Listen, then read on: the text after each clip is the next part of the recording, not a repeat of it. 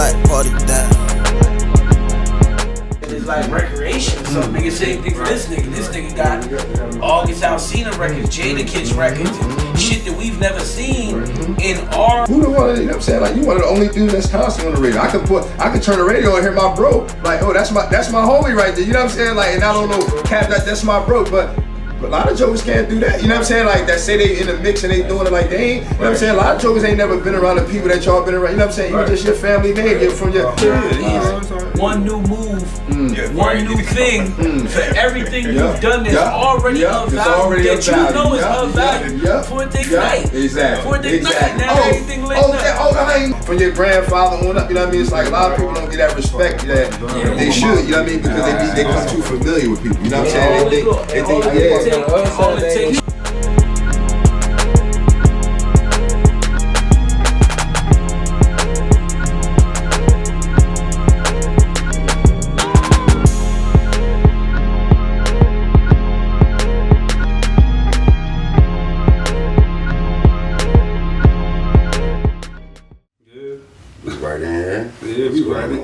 We are here, man. Second day in a row. Let's go.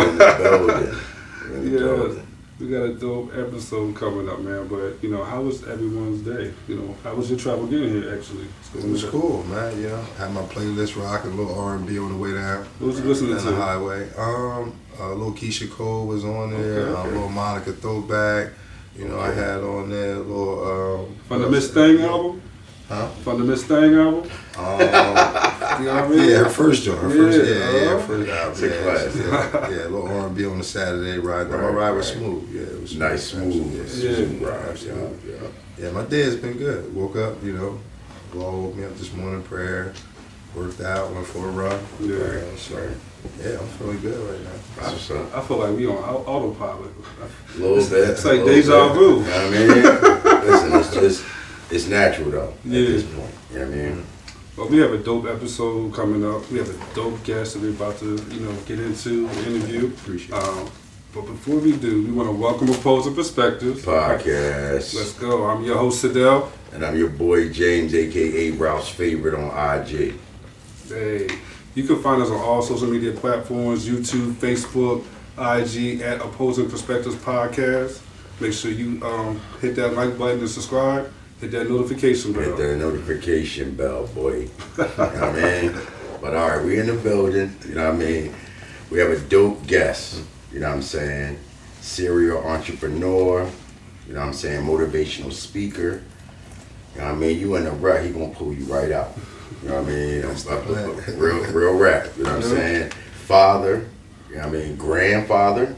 You know what I mean? I look like I'm the pop on this joint, but you know what I mean? But might as well call him the plug too, man. Chill. You know what I mean? But I want to welcome Rashaan Hornsby. Thank you. Hey, you, man. Appreciate you coming, bro. Appreciate you coming, bro. Listen, those few words didn't do you justice. Oh, that's enough. That's plenty. All the praise goes upstairs to God, man, to Allah. You know. I know that's right. And I left out a man of faith. Absolutely. Yes. That's first and foremost. Absolutely. Of course, we're gonna go into your whole career and everything. But before we do, let's get into your background. Who is Rashaan Hornsby?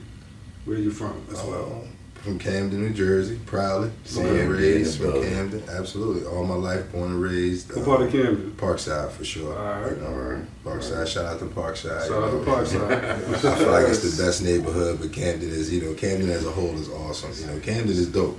So born and raised in Camden. My parents, Helen Lamar, Glenn Hornsby. But then I had a bonus father as well, Keith Red, that raised me. So, I was blessed in that regard. Some people get one dad, I had two. So I feel like I'm special in that regard. So, yeah, but a father, grandfather, I feel like just a visionary to sum it up, and whole visionary. I claim that for real because I feel like I see things other people don't see. Okay. And I attack things from a different perspective. And my goals are just not selfless, so it's for me, my vision encompasses a lot of people. So it's like I feel like we all could be great, but, people don't understand that greatness. And, just as a black man, I feel like it's my duty to shine and to shine in a way that, in arenas that most black people don't shine in, so I try to tap into the fields and do things that, aren't the norm, so we can make it the norm. Yeah. So yeah. When did you know you was going to be an entrepreneur? Like, this was the route you were going to take? Probably since I was a kid. I feel like I had my first job when I was in the 5th grade. Shout out to Ty Miles. Ty Miles, he's from Parkside, GOAT from my city. And he owned the clothing store when I was a young boy. So my 5th grade, when I graduated 5th grade, I was driving home one day with my dad, my bonus dad, and we rode past Ty's store. And I said, "Dad, you think Ty give me a job?" And he was like, "I don't know." And we got in front of the house. And I was like, "Dad, why you ain't stop?" He was like, "If you want the job, walk down there and go ask him yourself." And I was like, "You want me to walk down there and ask him by myself?" He was like, "Yeah, you the one who want the job." Right. So those are the type of things that I had coming up that I feel like helped make me a man. Just number one, that if you want something, go get it yourself, right? Yeah. And I knew that he knew my parents and everything, but it was up to me to walk. And Ty was a big guy. I was a young boy, but I knew what I wanted. So I walked down there to ask him, could I have a job? And he gave me a job. And that whole summer, I made my own money. I had from my parents, but to be able to go every week and do what I wanted to do, I had my own money. It was something that, like, I don't know, it just triggered me. So from that point on, I love having my own. So I remember one time, my father, he used to vend. He was a plumber by trade. He used to work at the correctional facility. He worked there until he retired. He was a plumber by trade. He was the building superintendent. But he would always have a side hustle, whether it was doing jobs when he got off work or he had a vending car. So I always seen him making, multiple streams of income. But I can relate to that, because I always said to myself, I could never just work a regular job. You know what I mean? Right. Like I can't be micromanaged. You know what I mean? I gotta be able to do my thing and have some freedom. You know what I mean? So I respect what you're saying, and then always having something for yourself. Yeah, like, you know what I mean? Yeah. So it was like, my father, he gave me an opportunity one time. Well, all of us, my sibling, he came home. It was actually on the 4th of July, and I remember I was probably like 8 or 9 years old, and he said he had bought like all these balloons. I'm talking about the long ones. They had designs on them, the ones you could blow up and make into different things. Yeah. So he was like, y'all can have all these balloons. Y'all can go. The only way y'all can have them is if y'all go sell them. Mm-hmm. Right. So all my brothers and siblings, they were like, "Nah, I'm not selling them." So I was like, "That I'll sell them." Right. He was like, "You want to sell them?" I was like, "He was like, you can have the whole bag." He was like, "And all the money you make is yours." So my brother and them, they laughing. So we go up to the waterfront. This is before the Camden waterfront is what it is now. Because I was a kid. So this is 4th of July. So my dad had his vending card out, and my dad was out there selling hot dogs and everything all day long. My brothers played all day, and I sat out there all day long and sold balloons for 25 cents. So by the time the fireworks popped off, I had a pocket full of money. All the balloons were going, right? And I sat, and I feel like the best part of the day was the fireworks anyway. You know what I mean? So it was like, at the end of the day, I had a pocket full of money. And you got a show. And I had a nice show at the end of the day, right? And my dad was so adamant about, like, don't give them anything. You know what I mean? And they would just like, "Oh, dad, he sold them." I'm like, "Yeah." And people are tipping me. So people might buy one balloon, give me $1, give me $5. You know what I mean? So I had so much money, and it just, from that point on, it's like, for me, I just like having my own. You know what I mean? Like like I told you earlier, it's like being in control of my time. A lot of people don't have that. It's like, I look at people every day. For me, I feel like I walk through life every day happy because I'm living in my purpose, 100%. What I wanted to be as a kid, I'm actually that right now. I wanted to go to school and play football. I wanted to be a businessman, or I wanted to be a lawyer. Right, and I feel like I advocate for my people on that regard, right? My sports career is over. I did what I did in that, but I still coach and things like that. And I'm a businessman, right, at the end of the day. So I'm living in my purpose every day. I always wanted a family, right? I always wanted children. Like when I had my kids, my first son when I was 17, I wanted my son. It wasn't like, I was nervous, you know what I mean? Like, I wanted my son. That's why I married, my ex-wife. I was with my ex-wife from 15 till I was 38 years old, you know what I mean? So, it's like, and I'm 42 years old. I'll be 43 inshallah in a couple of weeks. You know what I mean? But so for me, the things I always wanted to do, I'm living them out. A lot of people wake up every day and they just do what they have to do for money. Right. And I'm not living my life like that. Some people just wake up every day just to pay bills. Now, Rashaan, what you're talking about is being a visionary. Absolutely. 100%. And you talk about being a visionary. You know what I mean? Can you talk about, like, when you realized, like, you had this gift that you were blessed to see the vision and then actually carry it out and then go into visionary entertainment? I mean, even just the story I feel like in life, God gives us signs, bro, all the time. And it's like, but if you're off balance, you don't see them. Right. So I feel like in your actions, whether it's 5 years ago, next week, if you get that chance, they all play a part in your life. And people don't understand that, right? So I look at like just my time, and this is 100%. And I'm glad Porter Rich is here because he plays a part in like a piece of things that happen in terms of visionary, and that's why I always show bro love, because whether he knows it or not, it's like an intricate piece but to me that goes back to being selfless, right? And it's like when you have people that can advocate for you when you're not in the room, that's real love. Fact. You know what I mean? Like, yeah, when I'm around, that's one thing, but what he did for me, he didn't have to do. Right. You know what I mean? And somebody might minimize it, but it was a piece that started something, right? And I don't want to get off track, but I just, since I'm on, I was addressing that because it goes into what we're talking about. And it was like with my son, he had called me one day, and he was like, bro, I dropped a flyer off for you at the barbershop on my Ephraim. And he was like, it's for Charlie Mack's celebrity teen event or whatever. He was like, I think you should put Papa in the joint or whatever. And I was like, good looking, bro. So I shot to the barbershop, grabbed the flyer, right? And I called up, but I looked at the flyer, and my son was 12 at the time, right? And they had to be a teenager, right? So I'm like, how the hell can I get in this shit, right? And I'm like, I don't want to lie. I'm like, because if they find out, I'm like, I don't want to, I don't want to start off like that. I'm like, that's how I'm doing things. So I'm like, but no, it's not an option. Like, he has to be in this shit, right? So I called the dude from our city, shout out to Big Scott. So I had a relationship with him, so I called Scott because I knew he had a relationship with Charlie Mack. So I had him call Charlie and set up for my son to come over there and be able to audition. So we went over there, and they made us sit for like an hour. You know what I mean? And really address us or nothing like that. And I came, I had my whole like promo package and everything like that ready. So we went into a room, and he let my son rap a little bit. I gave him his head like, yo, I'm gonna fly to LA. He was like, I'm gonna listen to all this and I'll get back to you. And I was like, all right, cool.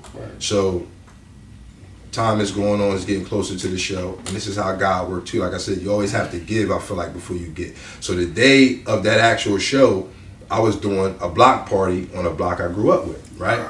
So that day, I was in an active service, right? So I'm trying to grind. So I'm calling Scott up. So the day before, he calls me. He's like, yo, Charlie said Papa can't be in the show, but he could open the joint up though. I said, all right, we take it. Say no more. Because my whole thing is, they just got a scene. You know what I'm saying? I don't care what perspective, what aspect of the comp, you know what I mean? As long as we in the building, that's all I need. You know what I'm saying? So I said, say no more. So we get ready, because I'm already prepared. So outfits are laid out, music playlist ready to go. So that day we do the block party going on. And me, my ex-wife, and my son, we load up, we shoot to Philly, right? And it was at the Geisha Fellowship Hall over in Philly or whatever, right? And all the celebrities, Terrence J was the host of it, you know what I'm saying? You had, Kenny Gamble was a judge, and you know what I mean? So forth and so on. All these people were there, everybody, names were there. So Papa came out, he got to do 2 songs, right? So he came out, he opened the joint up, he did this first joint, you know what I'm saying? Shut it down. You know what I mean? Like, it went crazy. Like, literally, like, after he did his first song, Terrence J stopped it. It was like, yo, I don't even need to see no more. Damn. I feel like Young Boy should win this after one record. Wow, just facts. Cool. It's all on YouTube. You can check everything out. Right? So he even had his people come out. He gave my son money and everything. He was like, yo, get Young Boy some money. Give me some money so I can get Young Boy. So he's like, you play Xbox? And I was like, he's like, yo, take some bread. So he gave Pop a couple $100 and shit on the stage. So, well, let me ask you real quick. So, you say how you found all these people, Charlie Mack, and connected. You know, are you connecting these people through social media? Nah, this was in person. This was in person.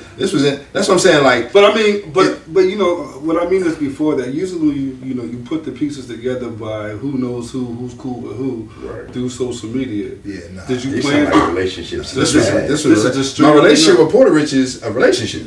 Right. He was the piece. I wouldn't know about the competition if it wasn't Porter Rich. Wow. So that's a fact. So anything that happens after that, you got to give credit to the origin. Yeah. The origin was the man being selfless. Seeing my son not as his competition like a lot of grown niggas did at the time. We got to keep it 100. You feel me? That didn't extend that olive branch. He extended an olive branch. And then once I was able to put myself in position, it was what it was. That day, literally, my son performed, right? Long story short, he performed. He did his 2 songs. Everybody went crazy. Night went on. They did the competition. I'm in the back. Next thing I know, door open. Will Smith come to the door. I'm like, what the fuck? It's facts. Will Smith come to the door. Man, my son's standing there. We back there, little mama and all this shit. So he go up on the stage. So he gives the winner of the show the actual like awards and all that. Will is giving it out to the winners. So he was like, yo, I just got off the plane, but I heard like, you know, no disrespect to the winners, but I heard Young Papa killed it. And I didn't get a chance to see him. So he need to come back out and perform for me. So they like, Papa, come back out. So he looking at me like, Dad, what song should I do? So I'm like, do Walk With Me. So Walk With Me was a song like he talked about like all African American people or whatever, you know what I'm saying? So he went out there, he did Walk With Me. When he got done Walk With Me, Will Smith grabbed our son off the stage, said, your name is officially Young Papa Smith, and ran out the building. It's a fact. Literally, that was a Saturday. Monday morning, I had a phone call from Kenny Gamble and Charlie Mack. I had a meeting over in Philadelphia, literally that Monday. Kenny Gamble told Charlie Mack, said, if you don't sign him right now and take him to California, I'm going to take him from you. He said, the only reason why I'm giving him to you is because I do R&B. That's the only reason why I'm even putting you on him, Charlie. He was like, literally, you better take him right now. I know a superstar, but doing this business all my life. Take him to California, Charlie, I'm telling you right now. If you don't take him right now, we in a meeting in downtown Philadelphia. It's facts. Literally, by that Friday, I was in California, I had a meeting at Interschool. Wow. Facts. And all that from Puerto Rico giving me a flyer. Facts. That speaks volume to both of y'all. That's real recognized real. You feel me? You know what I'm saying? That's a fact. That's 100 right there. Like him thinking I don't know if a lot of people don't no, they don't. But that's fact right there. That's fact. That's 100 right there. That's huge. That's 100%. That's the way the story went. That's the way it go. Got out, went to California, got picked up in a Bentley. First stop was Tyrese Gibson's house. Second stop we went to was Jamie Foxx's house. Third stop was Will Smith's crib. That's first time to LA, me and my son. As soon as we hit the ground, that was my first stops. I didn't get to my hotel yet. That was my first stop. So what's your son doing right now? Music. He's a father of 2. He's doing his music. He's working. So what I mean is, what's next? How can we? What do we got going on? I mean, he got some projects. He got some stuff on Apple Music and all that. He's working. You know, can you shout out his Oh yeah, it's Pop 1100 all day long. Follow him on the gram, Pop 1100 all day long. On Apple Music, Spotify, all your streaming sites. He's on it. Pop 1100. Pop 1100. Yeah. You know what I mean? Go on there, Visionary Entertainment on YouTube, Young Papa on YouTube. You know what I mean? And everything I'm saying, you can fact check. Right. We're in that area. You know what I'm saying? So you can fact check all this. You know what I mean? Go on there, you can see Will Smith in the studio. I'm talking about, and that's just one thing. I'm talking about like, you know what I mean? In there recording Triple Threat Volume 3, and we're in the studio in Southwest Philly. And Will Smith come through the door, right? Him and Dwayne Martin just came fresh from Jamaica. And he's like, yo, Papa, I hear you recording a mixtape. I need to hear the whole thing before anybody else hear it. And this was Law, he in the studio with us for like 6 hours. Will Smith on his knees recording my son with his iPhone. Talking about bring that shit back. It's facts, bro. This is on YouTube and all. You know what I'm saying? It's facts. DJ Khaled in his videos stamping him like, I'm talking about from the legend from DJ Kool Herc, you know what I'm saying? Like Kango Kid, Dougie Fresh, all of them. Like, you know what I'm saying? Like Slim and Trip, Dougie Fresh sons. We done been in his house and all that. This was like when my son was a teenager, 13, 14, 15, 16. So, you know what I mean? And it's like, for me, I feel like that's what I bring to the table. Right. You know what I mean? Like, artists can be artists, but the back end of it, I'm a monster. Like I go like everything from the marketing, the brand, and everything from the way he wore his hair, the videos, everything. That was all me. What got you into that part of it? Because I always loved music. You know what I mean? Since I was a kid, I always loved music. You ever an artist yourself? Nah, never. I don't have a voice. I don't know how to write the rap. That's a special gift. It is. Like I'm a fan like of music. Right. You know what I mean? Like, and that's a gift. Like I love music. Any emotion I feel is a record that I can play. So is that why you started Visionary Entertainment? That was part of it. I used to manage, shout out to Hot Millions. I used to manage Hot Millions for a while. You know what I mean? Like when we first started Speed, we was doing the beats and stuff like that. But it started with my little brother. You know what I mean? My little brother, Ched Blanco, shout out to Ched. Like I said, things. So Ched is the reason why I started Visionary. He came to me, he was my little brother. I never heard him rap before a day in his life. He called me, dude, I was doing business with. It was like, we was on some computer business we were doing. And my boy Kev, shout out to my boy Kev Norman. He was a beat maker. And he was like, bro, you like music? And I was like, yeah. I was at his house one day. And he played some beats for me at a little studio in his crib.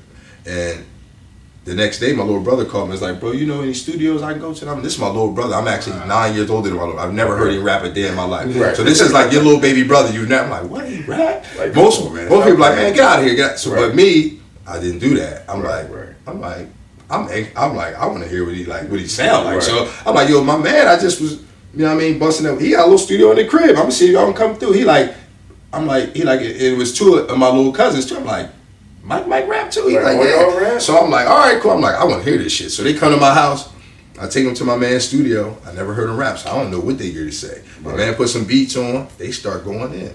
So I was like, they didn't even have rap names. I gave all three of their names that night. I said I was gonna start Visionary Entertainment. This is facts. You just gave them rap names. I gave them their names that night. Named them a group. I said I was gonna start Visionary Entertainment. I went home. This was probably like 1 o'clock in the morning. Got in bed with my ex-wife. I said, yo, I'm starting a record company. It's gonna be called Visionary Entertainment. From that day, in July 2008, I've done that up until today. Right now, Visionary Entertainment every day, nonstop.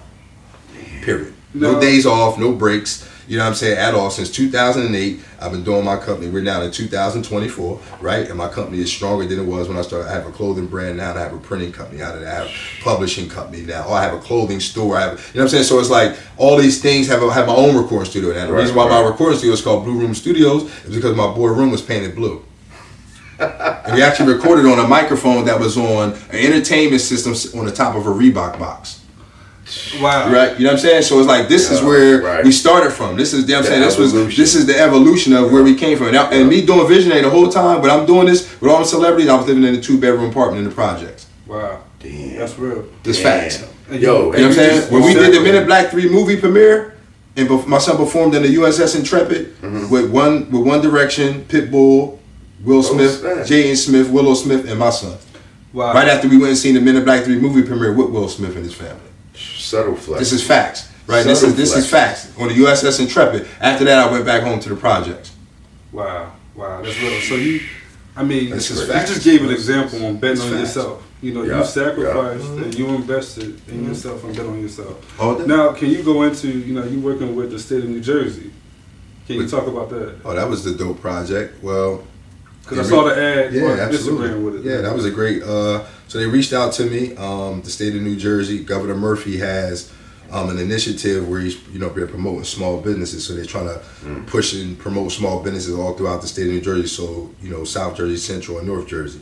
So they looked at different businesses in those areas. They looked at my business or whatever, and they vetted my company and they gave me the opportunity. So they came down, spent the whole day, brought a whole film crew to my store on Hatton Avenue. Shout out to my store. I got a plug in Magic on Hatton, 1216 Hatton Avenue. So they came to the building and they spent the whole day there, and we shot the commercial, and pretty much I represent businesses in South Jersey. You know what I mean? So they used my company. It was and they run it through. They put the marketing money behind it. So it's on Facebook everywhere. It's on different TV stations and all that. So it was a great partnership. And it was a good look. Was there anything that you learned from that experience that you might not have already known? I would say it just probably goes into the fact of just really like having your shit together. Right. I would say, and you never know who's watching you. You know what I mean? So it's just like, if you stay ready, you don't have to get ready. Like I tell people, the 5 P's: proper planning prevents poor performance.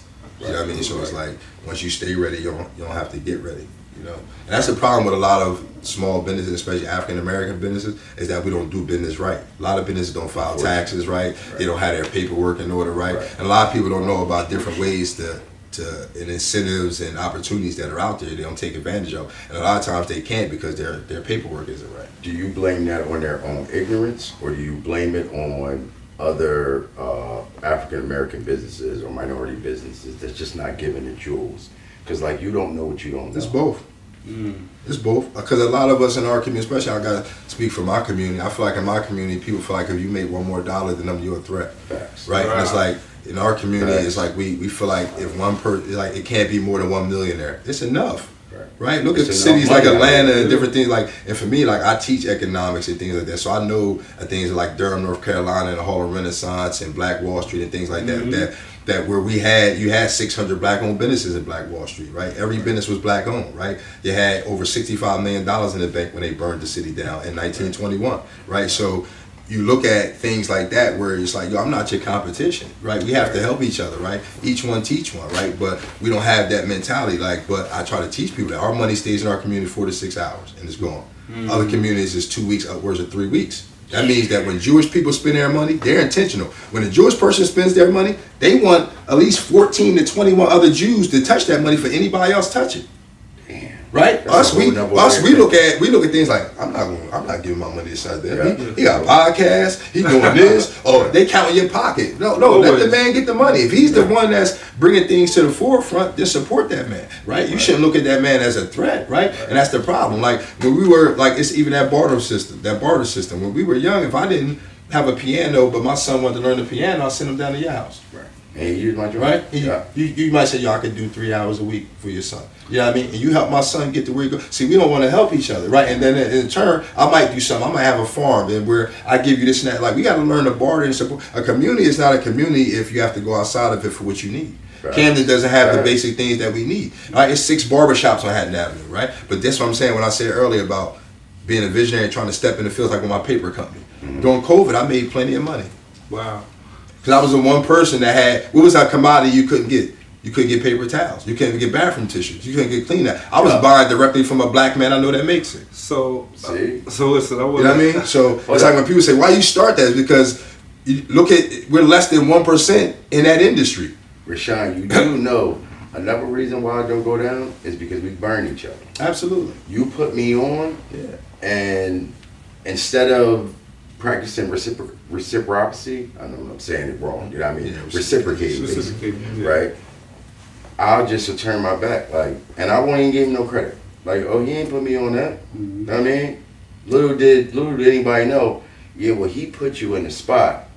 You flourished off the spot. Now, I didn't ask you for nothing, but pay it forward. Pay it forward. That's 100. So it's show love. You just gotta show love. Absolutely. But I mean, operating on another level though, you can't even worry about that.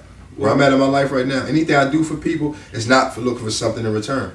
Right? It's called my favor bank. I need to be square with the law. As long as I'm square with God, I don't care. If you think you're even using me, that's what you think. I'm doing what I'm doing because this is what I want to do, right? And nobody's I'm in total, complete control of me and everything I do right now. My being, my energy, my emotions, nothing you doing, your energy don't make me mad because you might be having a bad day. I'm not even going to feed into that. So I'm going to tell you look nice or have a good, even if you don't speak to me, I hold doors open for women and they don't say thank you, right? But I didn't do it for that. I ain't even do it for the thank you. I did it because I'm a gentleman, right? So it's like when you look for things in return, that's like where people are like, nah, it's like do good things, right? And you get good things back. That's why I'm always win.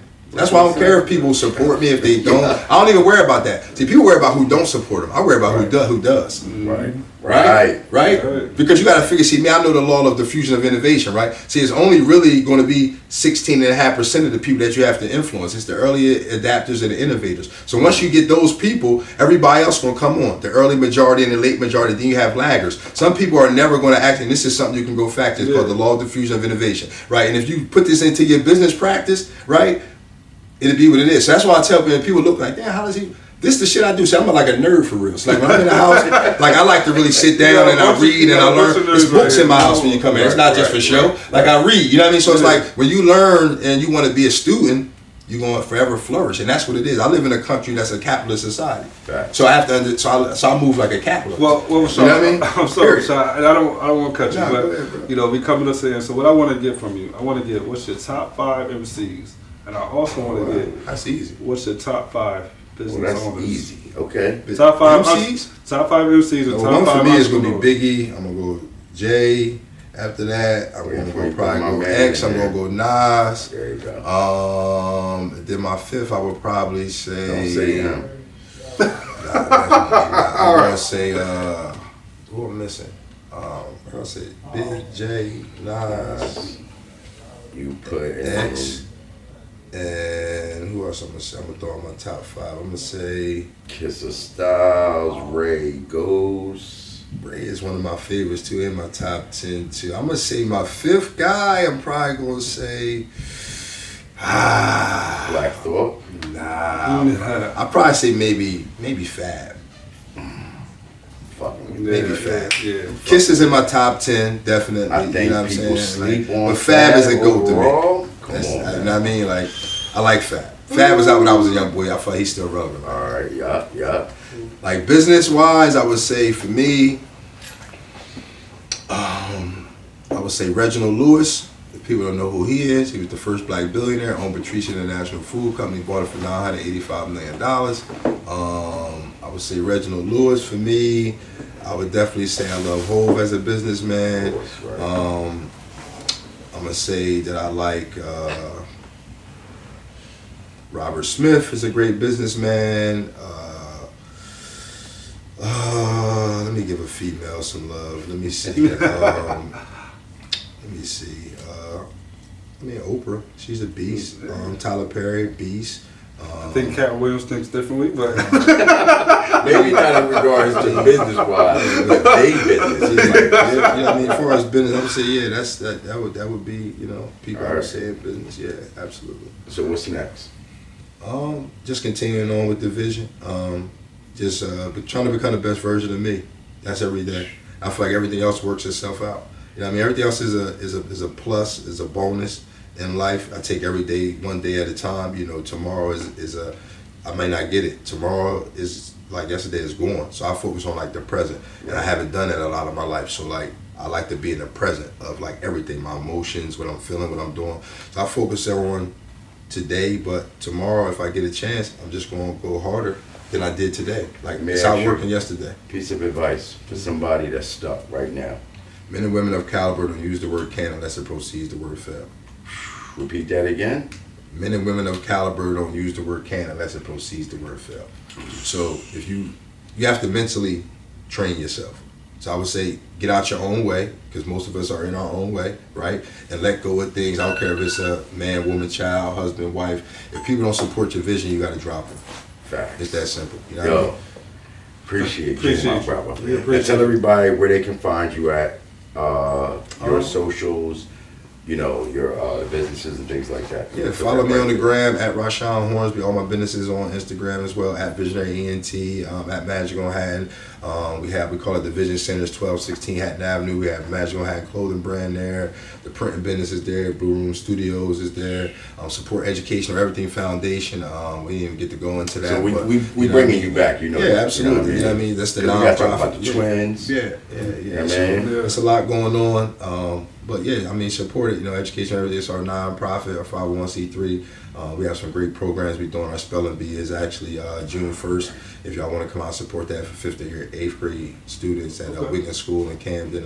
We have a big drive right now going on for the boys at Vets, HB Wilson, and Forest Hill School Toiletry Drive, where we've been collecting deodorant, socks, undershirts, all that, because there's a lot of the hygiene products some of the young men don't have. So we're actually blessing 600 boys before they get out of school with bags for the summertime, fresh drawers, socks, undershirts, all that kind of stuff. And that's all on your page, We'll right? definitely come out and support it. Just let us know. Okay. Yeah, absolutely, man. So, that's what's up, man. Yeah, absolutely. Well, that wraps up a dope interview. We appreciate you.